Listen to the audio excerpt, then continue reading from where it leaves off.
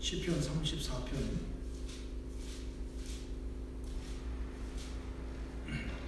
제가 봉독해 드리도록 하겠습니다. 내가 여호와를 항상 송축하며 내 입술로 항상 주를 찬양하리이다. 내 영혼이 여호와를 자랑하리니 곤고한 자들이 이를 듣고 기뻐하리로다. 나와 함께 여호와를 광대하시다 하며 함께 그의 이름을 높이세. 내가 여호와께 간구하매 내게 응답하시고 내 모든 두려움에서 나를 건지셨도다. 그들이 주를 앙망하고 광채를 내었으니 그들의 얼굴은 부끄럽지 아니하리로다. 이 곤고한 자가 부르짖음에 여호와께서 들으시고 그의 모든 환난에서 구원하셨도다. 여호와의 천사가 주를 경외하는 자를 둘러 진치고 그들을 건지시는도다. 너희는 여호와의 선하심을 맛보아 알지어다. 그에게 피하는 자는 복이 있도다. 너희 성도들아 여호와를 경외하라. 그를 경외하는 자에게는 부족함이 없도다. 젊은 사자는 궁핍하여 줄일지라도 여호와를 찾는 자는 모든 것에 부족함이 없으리로다. 너희 자녀들아 와서 내 말을 들으라. 내가 여호와를 경외하는 법을 너희에게 가르치리로다. 생명을 사모하고 연수를 사랑하여 복받기를 원하는 사람이 누구뇨? 내 혀를 악에서 금하며 내 입술을 거짓말에서 금할지어다. 악을 버리고 선을 행하며 화평을 찾아 따를지어다. 여호와의 눈은 의인을 향하시고 그의 귀는 그들의 부르짖음에 기울이시는도다. 여호와의 얼굴은 악을 행하는 자를 향하사 그들의 자취를 땅에서 끊으려 하시는도다. 의인이 부르짖음에 여호와께서 들으시고 그들의 모든 환난에서 건지셨도다.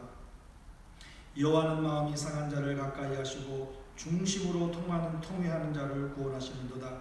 의인은 고난이 많으나 여호와께서 그의 모든 고난에서 건지시는도다. 그의 모든 뼈를 보호하시며 그 중에 하나도 꺾이지 아니하도다. 악이 악인을 죽일 것이라. 의인을 미워하는 자는 벌을 받으리로다. 여호와께서 그의 종들의 영혼을 속량하시나니 그에게 피하는 자는 다 벌을 받지 아니하리로다. 아멘. 오늘 시편 34편은 다윗이 사울의 그 추격을 피하고 피하여 돌아다니는 가운데 이제는 내가 블레셋으로 들어가면 사울 왕이 나를 쫓지 않겠다 하면서 블레셋 지방으로 들어가서 아비멜렉에게 갔지만 그 있는 모든 사람들이 다윗을 믿지 아니하고 도리어 다윗을 의심하는 가운데 그것을 알아차린 다윗이 미친 척 하니까 미친 자를 데리고 왔다 하면서 이 다윗을 쫓아낸 그 다음에 다윗이 하나님 앞에 감사하면서 하나님 앞에 지은 시가 이 34편의 내용입니다. 그러니까 정말 목숨이 위태로운 상황 가운데서 오늘 이 다윗은 온전히 하나님을 믿고 의지하는 가운데 이 시를 기록하였습니다. 그래서 각 부분을 살펴보면 먼저 1절과 3절에서는 이제 그 경험을 간증으로 삼아서 하나님 앞에서 하나님을 찬양하고 경배하는 장면이 나옵니다. 그래서 1절부터 3절까지 보면 내가 여호와를 항상 송축한다 그랬습니다. 내 입에서 계속 그를 송축할 것이다 이렇게 스스로 고백하고 있습니다. 이 송축함이라는 단어는 히브리어로 테일라토라는 단어인데 찬양이라는 단어의 뜻이 있고 노래를 부르고 찬양을 드리다라는 뜻이 있습니다. 이 단어들은 모두 다윗이 위급한 상황 속에서 하나님으로부터 기도 응답을 받아 구원받게 된 사실에 대하여 무척 감사하고 또 감격하여서 내가 하나님을 찬양하고 경배할 수밖에 없다 이렇게 고백을 하고 있는 것입니다. 그래서 다윗은 또 고백합니다. 내 영혼이 여호와를 자랑하리라. 곤고한 자가 듣고 기뻐하리로다. 그러니까 다윗과 같은 아주 고통과 힘든 상황 가운데 있는 그런 처지에 있는 사람들이 이 다윗의 간증을 듣고 깨닫고 그리고 또 함께 기뻐하게 될 것이다 라고 지금 다윗은 말하고 있는 것입니다. 그러면서 그는 또 하나님은 광대하시다라고 표현하고 있습니다. 이 광대하시다라는 의미는 갓델루라는 단어인데 위대하고 존귀하고 높이 영광받게 합당하시다라는 뜻입니다. 그만큼 다윗은 1절부터 3절 가운데 그 공고한 가운데 위기상황 가운데 구원해 주신 하나님을 찬양하며 경배하며 또 또 그와 같은 심정에 처해 있는 자들도 함께 반드시 이런 하나님의 은혜를 말했을 때 함께 기뻐하게 될 것이다 라고 선언하고 있는 모습을 우리에게 보여주고 있는 겁니다. 그리고 4절부터 7절까지는 이제 다윗의 기도에 응답하시고 또 역사를 일으키는 그런 하나님에 대해서 고백을 하고 있습니다.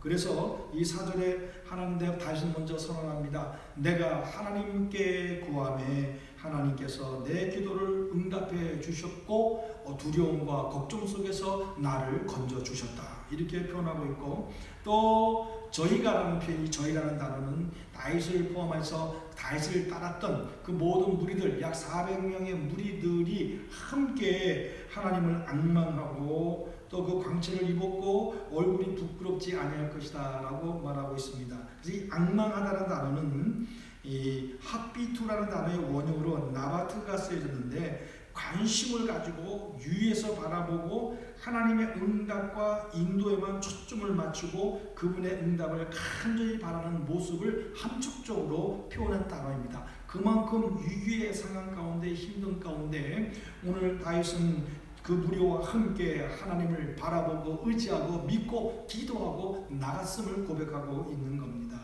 그리고 또한 공고한 자가 부르짖자 여호와께서 다시 한번 부르짖습니다. 그때 당시에 이 다윗의 상황은 어떠했는가? 공고한 자라고 아주 힘든 상황에 있지만 하나님 앞에 부르짖었다라고 표현합니다. 그럴 때 하나님은 모든 환난에서 자기들을 건져 주셨다라고 고백하고 있습니다.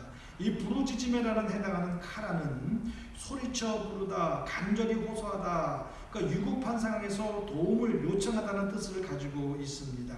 그러니까 이 다윗은 그런 간절한 마음을 가지고 이렇게 간절하게 하나님 앞에 도움을 요청하고 있는 것입니다. 하나님은 그 도움의 요청을 듣고 공고하면서 건져 주셨다라고, 그리고 또 주를 경외하는 자를 보호하신다라고 또 다윗은 고백하고 있습니다. 그리고 8절부터 14절까지는 그리고 여호와를 경외하는 자, 이렇게 구원을 베풀어 주시고 기도의 응답을 받은 자, 다시 말하면 하나님을 경외하는 자의 생활이 어떠해야 되는가? 그래서 너희는 여호와의 선하심을 맛보아 알지어다, 이렇게 고백하고 있습니다. 이 선하심, 그에게 피하는 자는 복이 있다. 어떤 사람이 복이 있다라고 표현하는 겁니까?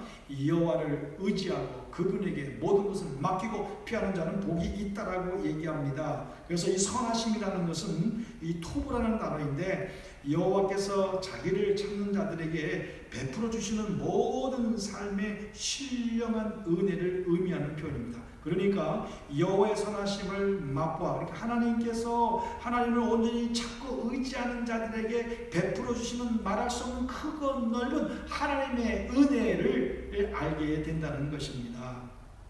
그러면서 이 하나님의 이 토부를 맛보아야 된다. 이 맛보라는 이 명령의 의미로 쓰여진 것은 이 타임마이라는 단어인데, 이것은 뭐냐면 이 맛을 봄으로써 분별하고 깨닫고 감지하다는 뜻입니다. 그러니까 이 하나님의 신실하심을 직접 몸소, 직접 삶의 현장 속에서 경험하고 체험해야 한다는 것을 우리에게 말해주고 있습니다. 그러면서 여호와를 경외하면 부족함이 없을 것이라고 그들은 강조하고 있습니다.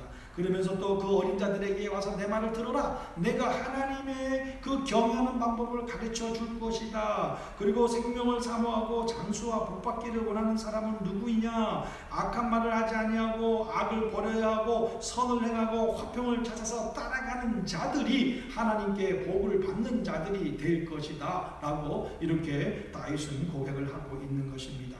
그리고 15절부터 마지막 22절까지는 이제 하나님이 의인을 지키시고 악인을 심판하시고, 그리고 의인은 의인의 하나님의 은혜 가운데서 살아가야 함을 고백하고 있습니다.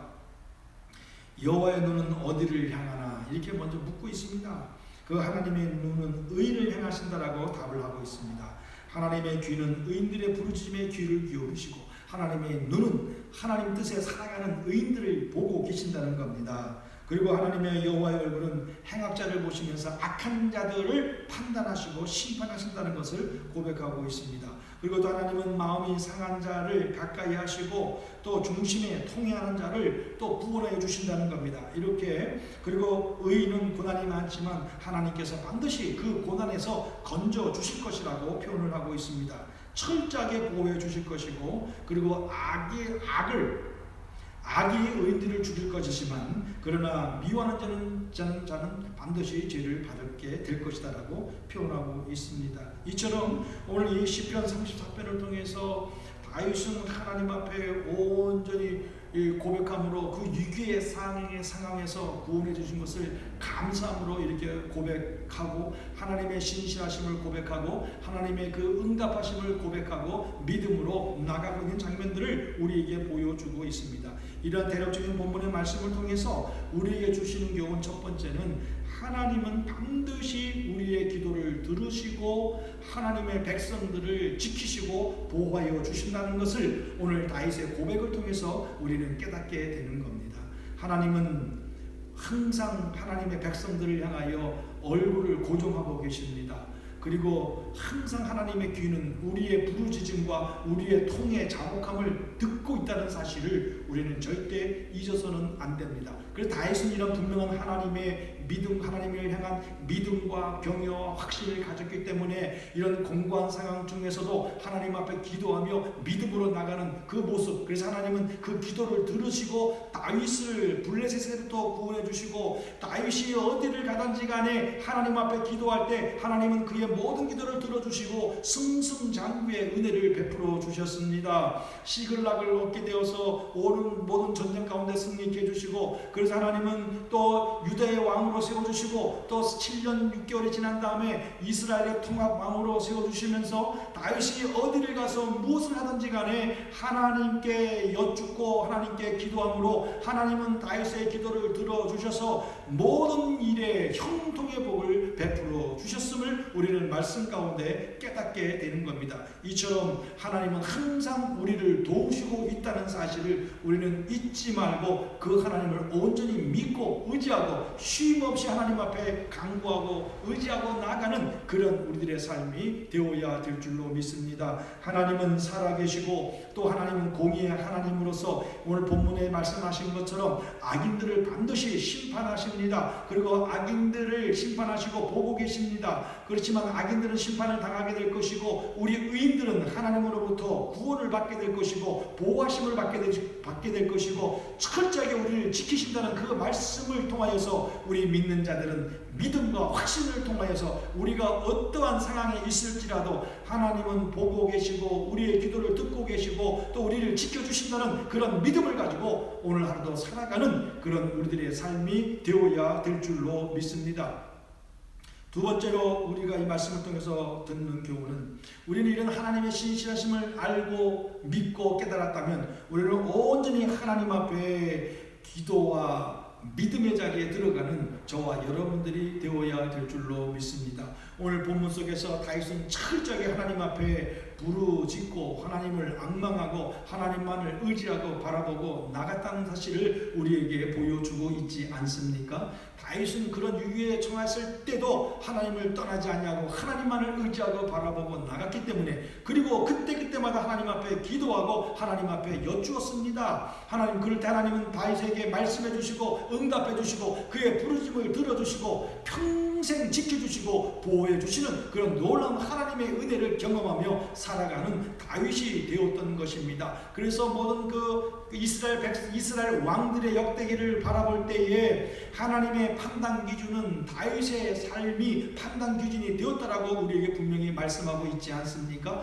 이처럼 다윗은 철저하게 하나님께 부르짖고 하나님을 믿는 믿음으로 한 걸음 한 걸음 나아가는 믿음의 삶을 우리에게 보여주었습니다. 그리고 그들과 동행한 자들에게 하나님의 그 놀라우신 선하신 그 은혜를 맛보자, 그리고 하나님께 온전히 기도하자. 하나님이 누구를 찾느냐? 바로 하나님을 앙망하고 하나님을 의뢰하는 자를 찾고 계신다. 그리고 하나님 그런 자를 보호해 주신다라고 분명하게 신앙의 고백을 하고 있는 것을 우리에게 보여주고 있습니다. 사랑하는 성도 여러분, 오늘도 이렇게 하나님의 말씀을 통해서 이 다윗의 삶을 통해서 우리도 온전히 매일매일 하나님 앞에 부르짖고 나가는 기도의 사람들이 되어야 될 줄로 믿습니다. 너희는 내게 부르짖으라. 내가 이렇게 부르짖으면 내가 크고 너도 알지 못한 크고 비밀한 일들을 너에게 보여줄 것이다. 너는 찾고 두드리고 또 찾아라 하라고 말씀하고 계십니다. 아무것도 염려하지 말고 나에게 기도하라고 말씀하십니다. 두려워하지 말고 나만 믿고 따라오라고 말씀하셨습니다. 기도하고 믿고 따라갈 때 하나님의 역사가 우리 가운데 임하고 하나님은 우리를 반드시 지켜주신다는 사실을 우리는 이 말씀을 통해서 교훈으로 받게 되는 것입니다.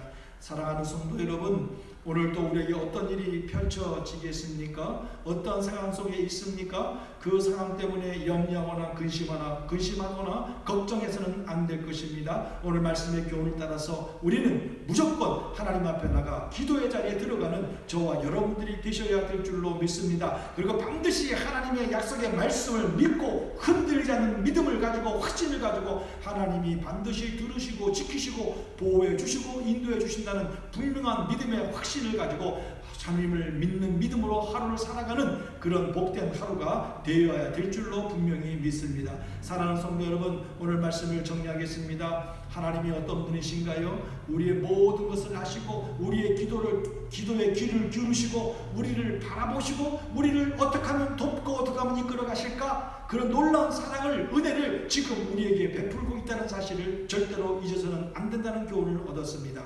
그래서 다윗처럼 우리는 하나님 앞에 매일매일 무릎을 꿇고 기도의 자리에 들어가 믿음과 확신을 가지고 하나님 앞에 간절히 간구하고 그 응답하심을 경험하며 체험하며 더욱더 하나님을 의지하고 믿고 나가는 믿음의 모습으로 살아가는 복된 하루가 되어야 될 줄로 믿습니다. 오늘도 이런 믿음을 가지고 승리하셔서 하나님 앞에 온전히 영광을 올려드리는 믿음의 삶이 되시기를 간절히 바라겠습니다. 기도하겠습니다. 하나님 아버지 감사합니다. 오늘도 이 시편 34편의 말씀을 통하여 하나님의 신실하심과 하나님의 공의로우심과 우리를 향한 그 사랑과 우리의 기도를 들으시는 하나님의 모습을 보게 해주셔서 감사합니다. 다윗은 그 하나님을 경험하고 체험하였습니다. 그리고 그 공고한 중에 하나님 앞에 간절히 기도하였습니다. 부르짖었습니다. 하나님은 그 기도를 들으셨습니다. 또 들으시고 응답해 주셨습니다. 건져 주셨습니다. 생명을 보호해 주셨습니다. 오늘도 우리에게 이렇게 동일한 하나님의 역사가 일어날 줄로 믿습니다. 하나님을 온전히 의지하고 믿고 나갑니다. 그리고 하나님 앞에 나가 무릎을 꿇고 기도합니다. 그래서 오늘도 이런 동일한 시편 34편에 보이신 하나님의 놀라운 능력의 역사가 우리의 삶 가운데 나타나게 될 줄로 믿습니다. 기도의 자리에 들어가는 저희들 되게 해주시고 믿음과 확신 가지고 하나님만 바라보고 믿고 나가는 그런 은혜의 사람들로 만들어 주셔서 오늘도 하나님의 은혜에 동참하고 그 하나님의 은혜를 경험하며 영광을 돌려드리는 복된 삶이 되게 하여 주옵소서. 감사하며 예수님의 이름으로 기도하옵나이다. 아멘. 하늘에 계신 우리 아버지여, 이름이 거룩히 여김을 받으시오며 나라의 마옵시며 뜻이